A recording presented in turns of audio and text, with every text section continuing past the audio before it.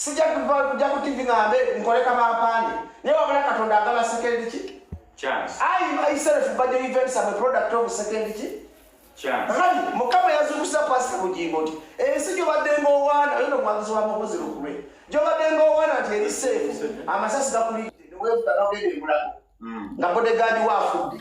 oyina entalo z'amataka oyina entalo z'abasumba oyina political wars eno kya bayibuli oyina entalo z'amaka kiba kibi nnyo okufuna search problems nga tomanyi lubuzibu bwe buva mukono gwange yichuli yafa nga tamanyi mutuufu ani amukoze eki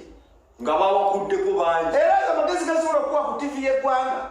tandika osinze Katonda omutuufu Katonda bagamba Mukama watakuuma kibuga bakubi bakuumira bwerere bw'oba Katonda yakulaze nti the alpha and omega Katonda oyo yataasiza Bujingo obutafa ye Katonda agenda okuyamba ebizibu by'Abannayuganda bwenna abandaba ku TV Katonda yakulaze nti nze nsalawo mu kufa ne wowe oyina emmundu nga tugenda kufa era tokola ki kati gwe Munnayuganda weddemu essuubi nti gavumenti egenda kuvaako labira mu kufa kwa Bujingo nti sawa yonna gavumenti eno eva mu buyinza Katonda ali mu kulaga Bannayuganda kabonero nti ebikolwa Pulezidenti Museveni bye yajja okulwanyisa nga Obote batanga baminisita b'Obote Basabiriga base Kaweesi base Kirumira bali base Katumba Wamala babadde base Pastor Bujingo Katonda akulaga nti Pulezidenti Museveni takyasobola kulwanira bikolwa bye yajja agamba nti byazze okulwanyisa noli njagala tukozesa logiki wano nze mpuliriza ti Pulezidenti Museveni takyasobola kukuuma ggwanga Pulezidenti Museveni amaanyi gonna agatadde ku Kyagulanyi na Bobi Wine naye sente ze bakwata okuteeka mu kulwanyisa Kyagulanyi zibalina okuteeka ku kamera zikukuba wonna naye wali ensi gye batatta bantu nze kakati zisiwula nnyo assassination z'amaanyi abantu bafa bokufa kirinomo naye si waliwo kibayita targeted assassinations tinululimi kya muswavu nnyo jjeno w'amagye okufa kubanga edda twakula twegomba abajjeno nga tumanyi nti abajasi tebafa nga tumanyi nti kibi nnyo bannannyini security be twegomba ate nga be bafa ekiraga weakness ya gavumenti tekyasobola kukuuma bannansi oŋŋambye waliwo ensi gye batatta bantu bafa naye tebafa naggala lenga Uganda kyogamba n'oludiini njagala ompeeyo ensi emu etta abantu ab'amaanyi nga 10 mu mwaka gumu Rwanda yakataalira omukazi abadde opposition abadde sister n'oludiini point of information oyo omukazi gw'ogamba yabadde Muganda w'oli njagala obeera informed journalist yabadde Muganda w'oli Diana yabadde yafudde stomach pain stop being an informed journalist teoli opposition leader si yafudde wabula Muganda yafudde stomach pain abafa obuto kakati mbuuza Rwanda bakafayo opposition leader ku ina ku government ya Rwanda eyafudde mpuliriza eyafudde yabadde opposition yabadde wa government nze nawe kigoye kugamba nti government gwe Munnayuganda n'aba Bajjo nti tagiteeka mu ssuubi kubanga n'abaali tekyasobola kubakuuma kati mwe Bannayuganda kumanye mwekuuma mweka muli ku bwa Katonda ye message yengeze okusomesa wano ono byagamba buli ensi abantu bafa bali abafa ababoosi ababa batuusiza n'entuuko zaabwe mu Uganda yensi gy'osanga abantu bafa ekyeyononere kati njagala mumpe lipooti ya Isima Ichuli omanye yatta Ichuli omanye yatta Kaweesi omanye yatta Biriga bonofa bakuba kwambala bitogi kujjakawo ku siini kudda eri kubakubaganya bakwatamu basiraamu kakati Bannayuganda bwe mutanzibule maaso ne mugamba nti enough is enough tukoyettemu kubanga ate Katonda bino byonna bireetawo okubalaga indikeeta nti Bannayuganda muzuukuse obwongo mwerwandeko kati Bannayuganda bamaanyi nnyo okusinga obubundu nti omuntu toba n'emmundu eba nothing ofa Bujingo mummotoka yabaddemu n'emmundu yamuyambye eki ti saawa zino embeera gye tuli mu Uganda emmundu tekyayamba Pastor Bujingo vaayo enkya ogambe nti abantu ba wansi sigenda kuddamu kuyingira mu nkyukakyuka yammwe nvudde mu ntalo z'abasumba nvudde mu ntalo z'amatakataka g'obeeramu kuba Katonda yakuwadde second chance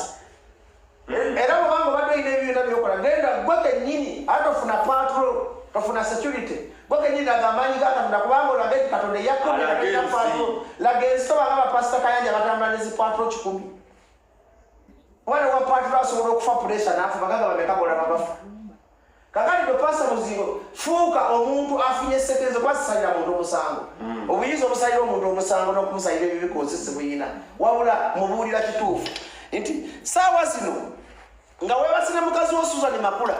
nga muli mu buli ng'akunyiga ebiwundu bye bakubye mayinzi sagala kabapande ng'akunyiga ebiwundu mugambe baby tuve mu nnaku y'Abannayuganda kubanga Katonda w'Abannayuganda abanyigirizibwa eddoboozi n'amafuta Bujingo yalibadde musajja abantu babiri abaali balumye mugola Pastor Bujingo ne Ichumi babakuba kusaidia abantu abanyigirizibwa singa basinga amaanyi mu nsi yonna kubanga lwaki tisaidia abanyigirizibwa baka amaanyi ga Katonda buli ojja ku TV neyogera ebizibu by'abanaku ababonaabona Katonda akuteekako ffe enzaala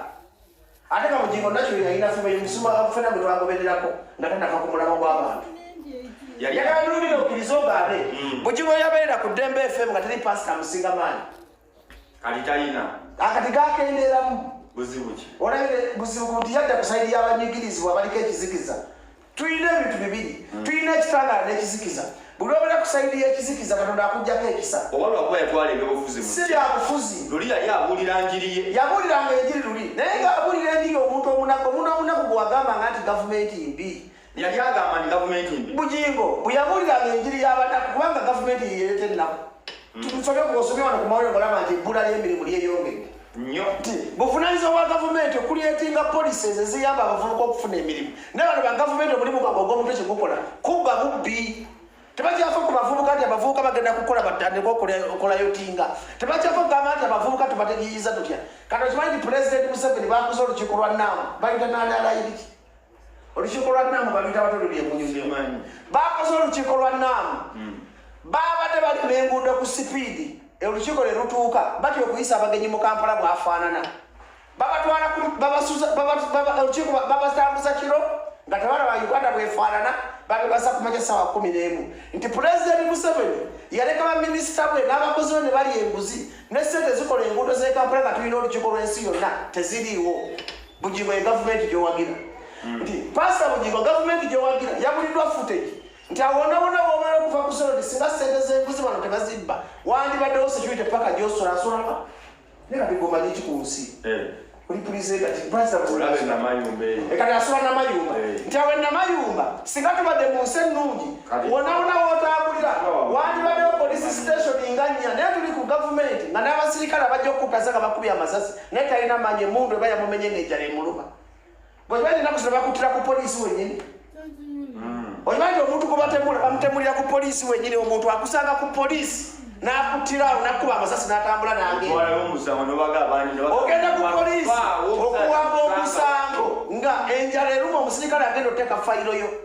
yeyo gavumenti embi gyetukolaki nti eno gavumenti ebonyabonya tebonyabonya b'oppositioni tebonyabonya bannayuganda bokka wabula ebonyabonya n'abakozi baayo ebonyabonya n'abawagizi baayo tubadde abawagizi b'enyala eno bw'osanga bambala bitishaati ebiyurise naye bagandi kyamuswavu nnyo gavumenti okuba mu buyinza ng'omuwagizi waayo atabonaabona okusinga atagiwagira ng'ayambadde Museveni omutwe guyurise okimanyi nti n'okukuwa witishaati mu kyalo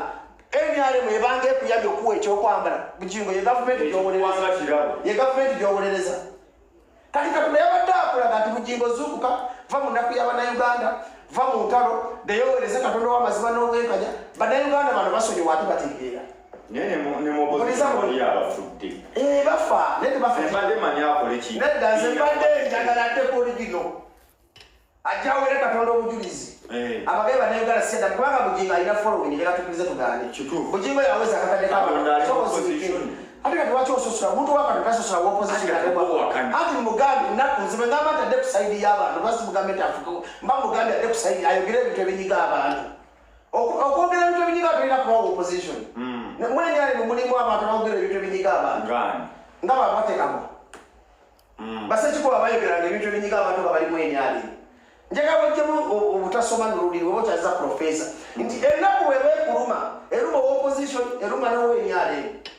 nti kati kyabusiru ny'abenyaleewo bali wano saidi nibo balooza bali bulungi balooza bali mu nsi nsuubize ne batamanya nti buli lwoba ssente z'eggwanga buli lwobanga oweefaako wekanga omuntu tayima ejja kutuuka osasulira ekyo kyennyini kyokola ki